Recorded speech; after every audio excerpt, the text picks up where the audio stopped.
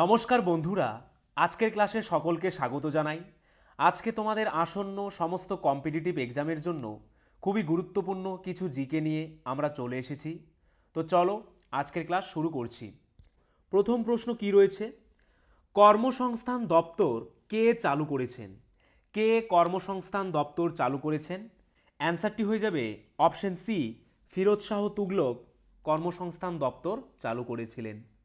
এরপর দেখো কিছু উল্লেখযোগ্য কি পয়েন্টস কি রয়েছে। প্রথমে, কার সময় চেঙ্গিস খান ভারত আক্রমণ করেন? ইলতুৎমিশের সময়কালে। দিল্লির কোন সুলতানের দুবার রাজ্যাভিষেক হয়েছিল? আলাউদ্দিন খলজির। ইকতা প্রথা কে চালু করেছেন? ইলতুৎমিশ। কর্মসংস্থান দপ্তর কে চালু করেছেন? ফিরোজ শাহ তুগলক।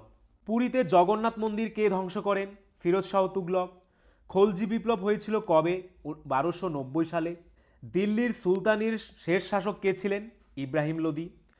খলজি বংশ ধ্বংস করেছিলেন কে? মালিক কাফুর। কোন সুলতান নিজেকে খলিফা বলে ঘোষণা করেন? কুতুবুদ্দিন মোবারক শাহ। সুলতানি যুগের সরকারি ভাষা কি ছিল? ফরাসি।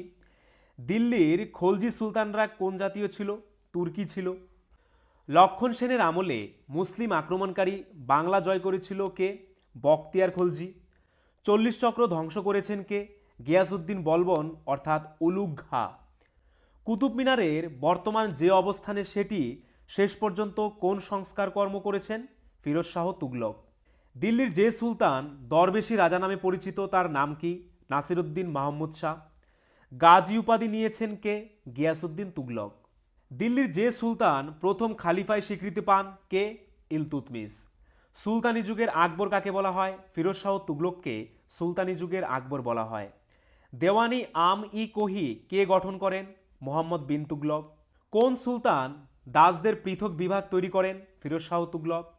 পাগলা রাজা নামে কে পরিচিত? মোহাম্মদ বিন তুগলক পাগলা রাজা নামে পরিচিত। লোদি বংশের শেষ সুলতান কে ছিলেন? ইব্রাহিম লোদি। তৈমুরলংকে ভারত আক্রমণের সময় দিল্লির সুলতান কে ছিলেন? নাসিরুদ্দিন মাহমুদ শাহ। লাখবক্স বা লক্ষ্যদাতা নামে পরিচিত কে? কুতুবুদ্দিন আইবক। কুতুবুদ্দিন আইবক নির্মিত স্থাপত্যটির নাম কি? আড়াই দিন কা ঝোপড়া। দিল্লির সুলতানি শাসনের পতন হয় কবে? 1206 সালে। দিল্লির সুলতানের রক্ষা করতে কাকে বলা হয়? গিয়াসউদ্দিন বলবনকে দিল্লির সুলতানের রক্ষাকর্তা বলা হয়। পরবর্তী প্রশ্ন, শূন্যের আবিষ্কর্তা ছিলেন কোন বিখ্যাত ব্যক্তি? কোন বিখ্যাত ব্যক্তি শূন্য আবিষ্কার করেছিলেন? অ্যান্সারটি হয়ে যাবে অপশন এ, আর্যভট্ট। তারপর দেখো, দ্বিতীয় চন্দ্রগুপ্তের উপাধি কী ছিল? বিক্রমাদিত্য। দ্বিতীয় চন্দ্রগুপ্ত সম্পর্কে জানা যায় বিশাখ দত্তের দেবী চন্দ্রগুপ্তম নাটক থেকে। দ্বিতীয় চন্দ্রগুপ্ত পরম ভাগবত নামে পরিচিত ছিলেন। তিনি প্রথম রৌপ্য মুদ্রা চালু করেছেন। তাহলে কে প্রথম রৌপ্য মুদ্রা চালু করেন? দ্বিতীয় চন্দ্রগুপ্ত। তার রাজসভায় নবরত্ন দেখতে পাই। এই নবরত্ন কারা কারা? কালিদাস, বেতাল ভট্ট, বরাহমিহির, ধন্বন্তরী। ভারতের শেক্সপিয়ার নামে পরিচিত কে? কালিদাস, যাকে ভারতের শেক্সপিয়ার বলা হয়। কৃষ্ণ চরিত্রম সমুদ্রগুপ্তের রচনা। ইরান শিলালিপি দ্বিতীয় চন্দ্রগুপ্তের মন্ত্রী বীরসেন রচনা করেছেন। গুপ্তযুগের স্বর্ণমুদ্রার নাম কি ছিল? দিনার। প্রাচীন ভারতের শ্রেষ্ঠ গণিত শাস্ত্রবিদ ও জ্যোতির্বিজ্ঞানী কে ছিলেন? আর্যভট্ট। তিনি প্রথম উল্লেখ করেন পৃথিবীর আহ্নিক গতি, অর্থাৎ পৃথিবীর নিজ অক্ষে ঘোরে, যার ফলে দিনরাত্রির সৃষ্টি হয়।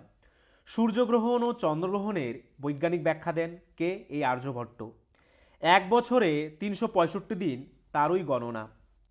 আর্যভট্ট প্রথম পৃথিবীর বার্ষিক গতির বৈজ্ঞানিক ব্যাখ্যা দেন, অর্থাৎ পৃথিবী যে সূর্যের চারিদিকে ঘোরে তার ব্যাখ্যা দেন। 1 থেকে 9 পর্যন্ত সংখ্যাগুলি আর্যভট্ট প্রথম বর্ণনা করেন। তিনি পায়ের মান নির্ণয় করেন ও বীজগণিত আবিষ্কার করেন। তারপর দেখো কি রয়েছে, মনু সংহিতা। মনুর আইন সংক্রান্ত বিধানাবলীর সংকলন কার্য মনুসংহিতা এই যুগেই রচিত হয়। অপর দুই প্রখ্যাত গণিতজ্ঞ ও জ্যোতির্বিদ হলেন ব্রহ্মগুপ্ত ও বরাহমিহির। ব্রহ্মগুপ্তের রচিত বইগুলির নাম কি? ব্রহ্ম সিদ্ধান্ত, খণ্ডখাদ্য ও ধ্যানগ্রহ। এবং বরাহমিহির কী কী রচনা করেন?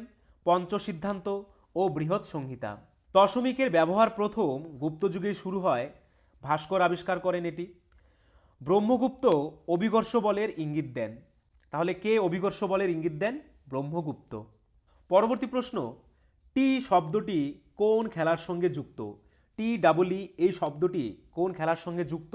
অ্যান্সারটি হয়ে যাবে অপশন বি, গলফ খেলার সঙ্গে যুক্ত। তারপর দেখো বিভিন্ন খেলার সঙ্গে যুক্ত কিছু উল্লেখযোগ্য শব্দ। কবাডির সাথে যুক্ত শব্দগুলো কি কি? Sitting block, lobby, baulk line, bonus point, losing the cant, super tackle, all out, লোনা। ক্যারাটের সঙ্গে যুক্ত শব্দগুলো কি কি? Bunker, chukker, mallet. তাসের সাথে যুক্ত শব্দগুলি কি কি? Auction, bridge, chicken, cut, little slam, no trumps, revoke, shuffle. খোখোর সাথে যুক্ত শব্দগুলো কি কি? Chaser, shoulder line, entry diving, dodging, late খো, running, early get up, lobby, free zone. Billiard খেলার সঙ্গে যুক্ত শব্দগুলো কি কি? Baulk line, break, bolting, cannon, cue, stroke. ফুটবলের সাথে যুক্ত শব্দগুলো কি কি?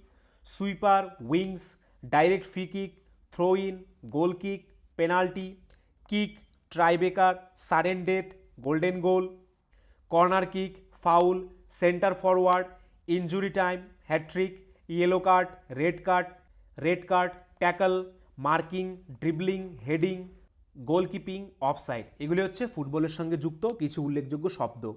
তারপরে দেখো বক্সিংয়ের সাথে যুক্ত শব্দগুলো কি কি?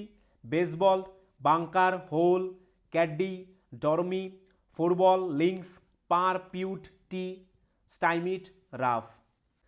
বাস্কেটবলের সাথে যুক্ত শব্দগুলো কি কি?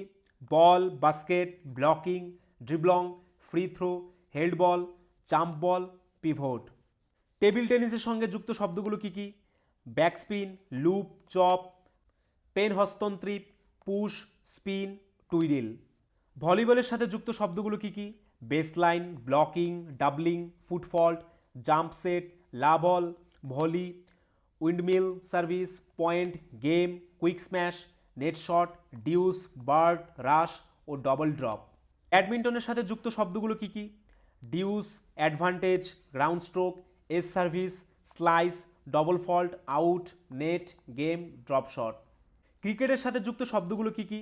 পিচ, উইকেট, বোলিং ও popping crease, boundary, over boundary, bye run, leg bye run, no ball, white ball, run out, LBW, bowled out, caught out, stumped out, hit wicket out, century, half century, maiden over, drive, stroke, umpire, spinner, slip, googly, silly mid off, cover drive, gully point, chinaman, off break ও square leg. Lawn টেনিসের সাথে যুক্ত শব্দগুলো কি কি? Punch, break, cut, defence, knock, upper cut, win by knockout, weigh in, rabbit punch. হকির সাথে যুক্ত শব্দগুলো কি কি? ব্যাকস্টিস, বুলি, কারি, ড্রিবল, ক্যারেট corner, penalty corner, zonal marking, 16 yard hit, scoop, goal line, green card ও ক্লিক। বেসবলের সাথে যুক্ত শব্দগুলো কি কি? বস, battery, bunting, catcher, diamond, hitter, home, infield, outfield, short stop, put out, pitcher plate ও pitch. দাবার সাথে যুক্ত শব্দগুলো কি কি? Bishop, castling, capture, checkmate, draw gambit, grandmaster, অস্কার, under promoting, pawn, knight, king, rook, counter attack, defence, fight, 50 move rule, fork, rapid play, squeeze, resign. তারপর দেখো ডায়মন্ড শব্দটি কোন খেলার সঙ্গে যুক্ত? বেসবল। গ্যাম্বিট শব্দটি কোন খেলার সঙ্গে যুক্ত? দাবা। এগুলি কিন্তু খুবই ইম্পর্টেন্ট প্রশ্ন, এগুলোর থেকে কিন্তু তোমাদের প্রশ্ন থাকবেই। ফোরসাম শব্দটি কোন খেলার সঙ্গে যুক্ত? গলফ। ব্রেক শব্দটি বিলিয়ার্ড। ডিউস শব্দটি কোন খেলার সঙ্গে যুক্ত? Badminton, table tennis, loan tennis. Jockey শব্দটি কোন খেলার সঙ্গে যুক্ত? ঘোড় দৌড়ের সঙ্গে জকি শব্দটি যুক্ত। চেক শব্দটি কোন খেলার সঙ্গে যুক্ত? দাবা। পরবর্তী প্রশ্ন, কোথায় অন্ধকূপ হত্যা ঘটেছিল? কোথায় অন্ধকূপ হত্যা ঘটেছিল? অ্যান্সারটি হয়ে যাবে অপশন এ, কলকাতায় অন্ধকূপ হত্যা ঘটেছিল। অন্ধকূপ হত্যা একটি বহুল প্রচারিত সেনা হত্যাকাণ্ড, যা ব্রিটিশ আমলে কলকাতায় সংগঠিত হয়েছিল বলে উল্লেখ করা হয়েছে। বর্ণিত হয়েছে যে ব্রিটিশ সরকার কর্তৃক নির্মিত ফোর্ট উইলিয়াম দুর্গের অভ্যন্তরে জালানাবিহীন ক্ষুদ্রাকৃতির একটি কামরায় 1756 খ্রিস্টাব্দের 20 জুন বা 20 জুন তারিখে 146 জন ইংরেজকে কারারুদ্ধ করা হয়েছিল। তারপর দেখো সিরাজউদ্দৌলা কোন কোন জায়গার নবাব ছিলেন? বাংলা, বিহার ও উড়িষ্যার নবাব ছিলেন কে? সিরাজ উদ্দৌলা। রাজত্ব কত সময় করেছিল?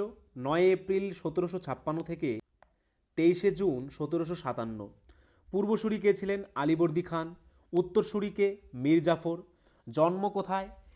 মির্জা মুহাম্মদ সিরাজউদ্দৌলা 1773 খ্রিস্টাব্দে মুর্শিদাবাদ অর্থাৎ সুবা বাংলায় জন্মগ্রহণ করেন। মৃত্যু 2 জুলাই 1757 খ্রিস্টাব্দে মাত্র 23 থেকে 24 বছর বয়সে মুর্শিদাবাদ, যেখানে কোম্পানি রাজ করত, সেখানে তার মৃত্যু হয়। তার সমাধি কোথায় অবস্থিত? খোশবাগ, মুর্শিদাবাদ, পশ্চিমবঙ্গ, ভারত। অর্থাৎ ভারতের পশ্চিমবঙ্গের মুর্শিদাবাদের খোশবাগে তার সমাধি অবস্থিত। তার দাম্পত্য সঙ্গী কে ছিলেন বা তার স্ত্রী কে ছিলেন? লুৎফুন্নেসা বেগম। পরবর্তী প্রশ্ন, ভারতের উত্তরতম বিন্দু কোনটি? ভারতের উত্তরতম বিন্দু কোনটি? অ্যান্সারটি হয়ে যাবে অপশন এ, ইন্দিরা কোল ভারতের উত্তরতম বিন্দু। ইন্দিরা কোল হল ভারতের উত্তরতম বিন্দু। এটি জম্মু ও কাশ্মীরের উত্তর সীমান্তের একটি গুরুত্বপূর্ণ স্থানে অবস্থিত, যেখানে 4টি দেশের সীমানা মিলিত হয়েছে: ভারত, পাকিস্তান, আফগানিস্তান এবং চীন। ইন্দিরা কোল হল ভারতের উত্তরতম বিন্দু এবং আন্দামান ও নিকোবর দ্বীপপুঞ্জের ইন্দিরা পয়েন্টের দক্ষিণতম, অর্থাৎ ভারতের দক্ষিণতম বিন্দুর নাম কি? ইন্দিরা পয়েন্ট। তারপর দেখো জিব্রাল্টার প্রণালী। এটি ভূমধ্যসাগর ও আটলান্টিক মহাসাগরকে সংযোজনকারী একমাত্র প্রাকৃতিক পথ, যার নাম কি? জিব্রাল্টার প্রণালী। তারপর দেখো অন্যান্য বিভিন্ন প্রণালীগুলি কি কি? হরমুজ প্রণালী পারস্য উপসাগর ও ওমান উপসাগরকে যুক্ত করেছে এই হরমুজ প্রণালী। মালাক্কা প্রণালী মালয় উপদ্বীপ এবং সুমাত্রাকে পৃথক করেছে, যুক্ত করেছে ভারত মহাসাগর ও দক্ষিণ চীন সাগরকে। তারপর কি রয়েছে দেখো ডোভার প্রণালী, যার দৈর্ঘ্য 34 কিমি। এটি ইংল্যান্ড ও ফ্রান্সকে পৃথক করেছে।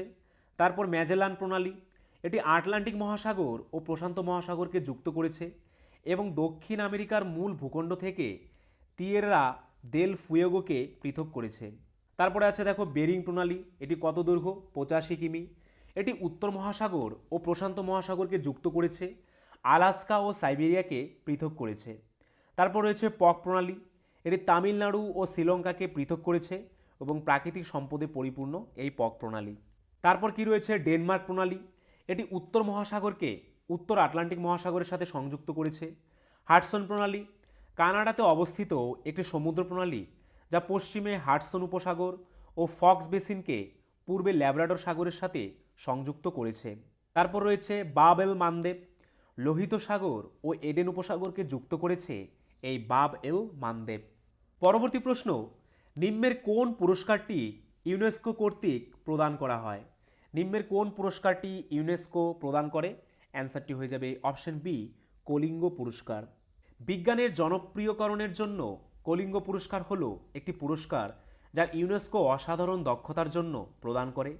এটি 1952 সালে বিজু পট্টনায়কের অনুদানের পরে তৈরি করা হয়েছিল, যিনি ভারতের কলিঙ্গ ফাউন্ডেশনাল ট্রাস্ট নামে ট্রাস্টের প্রতিষ্ঠাতা সভাপতি ছিলেন। পরবর্তী প্রশ্ন, রক্তে অক্সিজেনের স্বাভাবিক পরিমাণ হ্রাস পেলে যে অবস্থা সৃষ্টি হয় তাকে কি বলে? তাকে অপশন বি, হাইপোক্সিয়া বলে। চিকিৎসার অবস্থা যেখানে একজন ব্যক্তির রক্তে অক্সিজেনের মাত্রা গড়ের চেয়ে কম হয় তাকে হাইপোক্সিয়াও বলা হয়। হাইপোক্সিয়ার সময় শরীরের অঙ্গ এবং টিস্যুতে অক্সিজেন সরবরাহ করতে অসুবিধা হয়। পরবর্তী প্রশ্ন, সুলতানি যুগের প্রথম প্রকৃত শাসক কে ছিলেন? সুলতানি যুগের প্রথম প্রকৃত শাসক কে ছিলেন? অ্যান্সারটি হয়ে যাবে অপশন বি, ইলতুৎমিশ। ইলতুৎমিশ শামসুদ্দিন ইলতুৎমিশ ছিলেন মামলুক রাজাদের মধ্যে তৃতীয়, যিনি উত্তর ভারতের প্রাক্তন ঘুরিদ অঞ্চল শাসন করতেন। তিনি দিল্লি থেকে শাসনকারী প্রথম মুসলিম সার্বভৌম ছিলেন এবং এইভাবে তাকে দিল্লি সালতানাতের কার্যকারী প্রতিষ্ঠাতা হিসেবে বিবেচনা করা হয়। পরবর্তী প্রশ্ন, ভারতের সমস্ত নদীগুলির মধ্যে দীর্ঘতম উপনদী কোনটি? অ্যান্সারটি হয়ে যাবে অপশন এ, যমুনা নদী। যমুনা গঙ্গা নদীর দীর্ঘতম উপনদী। এটি সরাসরি সমুদ্রে পড়ে না। যে প্রধান রাজ্যগুলির মধ্যে দিয়ে নদীটি প্রবাহিত হয় সেগুলি হল উত্তরাখণ্ড, দিল্লি, হিমাচল প্রদেশ, হরিয়ানা এবং উত্তরপ্রদেশ। যমুনার দৈর্ঘ্য কত? 1376 কিমি। যমুনার প্রধান উপনদী চম্বল, বেতোয়া, কেন। যমুনার ওপর নির্মিত বাঁধটির নাম কি? অসম ব্যারেজ। পরবর্তী প্রশ্ন, সঙ্গম যুগে গুপ্তচরদের কি বলা হতো? সঙ্গম যুগে গুপ্তচরদের অপশন সি ওরার বলা হতো। রাজকীয় রাজার গুপ্তচরদের বলা হতো ওরার এবং গুপ্তচর বৃত্তিকে বলা হতো বেভু বা অর্রু। পরবর্তী প্রশ্ন, ভারতের প্রথম তাপবিদ্যুৎ কেন্দ্র কোনটি? ভারতের প্রথম তাপবিদ্যুৎ কেন্দ্র কোনটি? অ্যান্সারটি হয়ে যাবে অপশন সি হোসেন সাগর তাপবিদ্যুৎ কেন্দ্র হচ্ছে ভারতের প্রথম তাপবিদ্যুৎ কেন্দ্র। ভারতের প্রথম তাপবিদ্যুৎ কেন্দ্রটি 1920 সালে নির্মিত হয়েছিল। এর নাম ছিল হোসেন সাগর তাপবিদ্যুৎ কেন্দ্র। তাপবিদ্যুৎ কেন্দ্রগুলি উচ্চচাপ এবং তাপমাত্রায় জলকে বাষ্পে রূপান্তর করতে কয়লার মতো কঠিন জ্বালানির দহন থেকে প্রাপ্ত তাপশক্তি ব্যবহার করে। পরবর্তী প্রশ্ন, কোন রাষ্ট্রকূট রাজা কন্নড় ভাষায় রত্নমালিকা রচনা করেন? কোন রাষ্ট্রকূট রাজা কন্নড় ভাষায় রত্নমালিকা রচনা করেছিলেন? অ্যান্সারটি হয়ে যাবে অপশন সি প্রথম অঘোষ বর্ষ কন্নড় ভাষায় রত্নমালিকা রচনা করেছেন। পরবর্তী প্রশ্ন, পৃথিবীর দীর্ঘতম ভূগর্ভস্থ পাইপলাইন কোনটি? পৃথিবীর দীর্ঘতম ভূগর্ভস্থ পাইপলাইন কোনটি? অ্যান্সারটি হয়ে যাবে অপশন সি হাজিরা, জগদীশপুর ও বিজাপুর। হাজিরা থেকে জগদীশপুর থেকে বিজাপুর এটি হচ্ছে পৃথিবীর দীর্ঘতম ভূগর্ভস্থ পাইপলাইন। হাজিরা, বিজাপুর, জগদীশপুর বা HBJ গ্যাস পাইপলাইন বিশ্বের বৃহত্তম এবং দীর্ঘতম ভূগর্ভস্থ পাইপলাইন। পরবর্তী প্রশ্ন, রকেটে জ্বালানি হিসেবে কি ব্যবহৃত হয়? রকেটে জ্বালানি হিসেবে কি ব্যবহৃত হয়? অ্যান্সারটি হয়ে যাবে অপশন বি তরল হাইড্রোজেন ব্যবহৃত হয়। পরবর্তী প্রশ্ন, উচ্চশিক্ষার জন্য আর্যভট্ট কোথায় গিয়েছিলেন? আর্যভট্ট উচ্চশিক্ষার জন্য কোথায় গিয়েছিলেন? অ্যান্সারটি হয়ে যাবে অপশন বি পাটলিপুত্রে গিয়েছিলেন। পরবর্তী প্রশ্ন, সংসদের স্থায়ী কক্ষ কোনটি? কোনটি সংসদের স্থায়ী কক্ষ? অ্যান্সারটি হয়ে যাবে অপশন সি রাজ্যসভা। রাজ্যসভা সংসদের স্থায়ী কক্ষ। রাজ্যসভা চিরস্থায়ী ও অধিকতর স্থায়ী কক্ষ। নির্দিষ্ট সময় অন্তর লোকসভার বিলুপ্তি ও পুনর্নির্বাচন ঘটে। রাজ্যসভা হল ভারতীয় সংসদের উচ্চকক্ষ। রাজ্যসভা রাজ্য এবং কেন্দ্রশাসিত অঞ্চলগুলির প্রতিনিধি এবং ভারতের রাষ্ট্রপতি কর্তৃক মনোনীত ব্যক্তিদের নিয়ে গঠিত। ভারতের উপরাষ্ট্রপতি হলেন রাজ্যসভার পদাধিকার বলে চেয়ারম্যান। রাজ্যসভাও তার সদস্যদের মধ্যে থেকে একজন ডেপুটি চেয়ারম্যানকে বেছে নেয়। পরবর্তী প্রশ্ন, ভারতে সর্বপ্রথম তেল আবিষ্কৃত হয় যেখানে, সেটি হলো কোথায়? ভারতের কোথায় সর্বপ্রথম তেল আবিষ্কৃত হয়? অ্যান্সারটি হয়ে যাবে অপশন বি ডিগবয়। আসামের ডিগবয়ে সর্বপ্রথম তেল আবিষ্কৃত হয়। 1889 সালে আসামের ডিগবয়ের কাছে প্রথম তেল উৎপাদন শুরু হয়। এটি ছিল ভারতের প্রথম তৈলক্ষেত্র। পরবর্তী প্রশ্ন, কাকে মারাঠা রাজনীতির চাণক্য বলা হয়? অ্যান্সারটি হয়ে যাবে অপশন সি নানা ফড়নবিশকে মারাঠা রাজনীতির চাণক্য বলা হয়। পরবর্তী প্রশ্ন, কোন স্তন্যপায়ী প্রাণীর হৃদস্পন্দন সবচেয়ে কম? কোন স্তন্যপায়ী প্রাণীর হৃদস্পন্দন সবচেয়ে কম? অ্যান্সারটি হয়ে যাবে অপশন বি নীলতিমির হৃদস্পন্দন সবচেয়ে কম। বৃহত্তম স্তন্যপায়ী প্রাণী নীলতিমি একটি সোফার আকারের হৃৎপিণ্ড রয়েছে এবং তাদের হৃদস্পন্দন প্রতি মিনিটে 2টির মতো কম রেকর্ড করা হয়েছে। যে কোনো উষ্ণ রক্তের স্তন্যপায়ী প্রাণীর হৃদস্পন্দন সবচেয়ে ধীর প্রকৃতির হয়। পরবর্তী প্রশ্ন, পর্যায় সারণীর কোন পর্যায়টি অসম্পূর্ণ? পর্যায় সারণীর কোন পর্যায়টি অসম্পূর্ণ? অ্যান্সারটি হয়ে যাবে অপশন ডি সপ্তম পর্যায়টি অসম্পূর্ণ। ষষ্ঠ পর্যায়টি হল সবচেয়ে দীর্ঘ পর্যায়, যেখানে 32টি মৌল রয়েছে। সপ্তম পর্যায়টি হল অসম্পূর্ণ পর্যায়। পরবর্তী প্রশ্ন, পশ্চিমঘাট ভারতের পশ্চিম উপকূলের একটি গুরুত্বপূর্ণ পর্বতপ্রণালী। এই ঘাট শব্দের অর্থ কী? এই ঘাট শব্দের অর্থ কী? অ্যান্সারটি হয়ে যাবে অপশন ডি গিরিপথ। পশ্চিমঘাট হল একটি পর্বতশ্রেণী যা উপদ্বীপীয় ভারতের পশ্চিম উপকূল থেকে প্রবাহিত হয়। হিন্দিতে ঘাট শব্দের অর্থ হল নদী অবতরণ সোপান বা পার্বত্য গিরিপথ। এটি হিমালয় পর্বতমালার চেয়ে প্রাচীন। এটি সাহাদ্রি নামেও পরিচিত। এটি ইউনেস্কোর বিশ্ব ঐতিহ্যবাহী স্থান হিসেবে স্বীকৃতিপ্রাপ্ত। পরবর্তী প্রশ্ন, পিত্তরসে কোন উৎসেচকটি থাকে? পিত্তরসে কোন উৎসেচক থাকে? অ্যান্সারটি হয়ে যাবে অপশন ডি পিত্তরসে কোনো উৎসেচকই থাকে না। পিত্তরসে কোনো উৎসেচক বা এনজাইম থাকে না। পিত্তরস খাদ্যের অম্লভাব প্রশমিত করে এবং ক্ষারীয় পরিবেশ সৃষ্টি করে। পরবর্তী প্রশ্ন, যার লেখার দ্বারা মহাত্মা গান্ধী গভীরভাবে প্রভাবিত হয়েছিলেন তিনি কে? বা কার লেখার দ্বারা মহাত্মা গান্ধী গভীরভাবে প্রভাবিত হয়েছিলেন? অ্যান্সারটি হয়ে যাবে অপশন ডি, লিও টলস্টয়ের লেখার দ্বারা। পরবর্তী প্রশ্ন, হিমমিশ্রের তাপমাত্রা কত? খুবই গুরুত্বপূর্ণ একটি প্রশ্ন। হিমমিশ্রের তাপমাত্রা কত হয়? অ্যান্সারটি হয়ে যাবে অপশন বি, -23°C হিমমিশ্রের তাপমাত্রা। যেসব মিশ্রণ দিয়ে খুব কম উষ্ণতার সৃষ্টি করা যায় সেই সব মিশ্রণকে হিমমিশ্র বলে। যেমন 3 ভাগ ওজনের বরফ গুঁড়ার সঙ্গে 1 ভাগ ওজনের সাধারণ লবণ মেশালে মিশ্রণের উষ্ণতা ক্রমশ কমে প্রায় -23°C হয়, একেই হিমমিশ্র বলে। পরবর্তী প্রশ্ন, রাষ্ট্রপুঞ্জের সাধারণ অধিবেশনে প্রথম যে ভারতীয় মহিলা ভাষণ দেন তিনি কে ছিলেন? অ্যান্সারটি হয়ে যাবে অপশন এ, বিজয়লক্ষ্মী পণ্ডিত। পরবর্তী প্রশ্ন, নিম্নের কোন হরমোনটি একটি লোকাল হরমোন? নিম্নের কোন হরমোনটি একটি লোকাল হরমোন? অ্যান্সারটি হয়ে যাবে অপশন সি, টেস্টোস্টেরন হলো একটি লোকাল হরমোন। যে হরমোনের ক্রিয়া সাধারণত উৎসস্থল বা উৎস গ্রন্থিতে সীমাবদ্ধ তাদের লোকাল হরমোন বলে। যেমন টেস্টোস্টেরন, সিক্রেটিন, গ্যামট্রিন, কোলিসিস্টোকাইনিন, প্যানক্রিওজাইনিন, প্রোস্টাগ্ল্যান্ডিন, ব্রাডিকাইনিন, হিস্টামিন, এন্টারোগ্যাস্টিন ইত্যাদি এগুলি হচ্ছে লোকাল হরমোন। পরবর্তী প্রশ্ন, ভারত একটি সার্বভৌম রাষ্ট্র বলতে কি বোঝায়? ভারত একটি সার্বভৌম রাষ্ট্র এটি বলতে কি বোঝায়?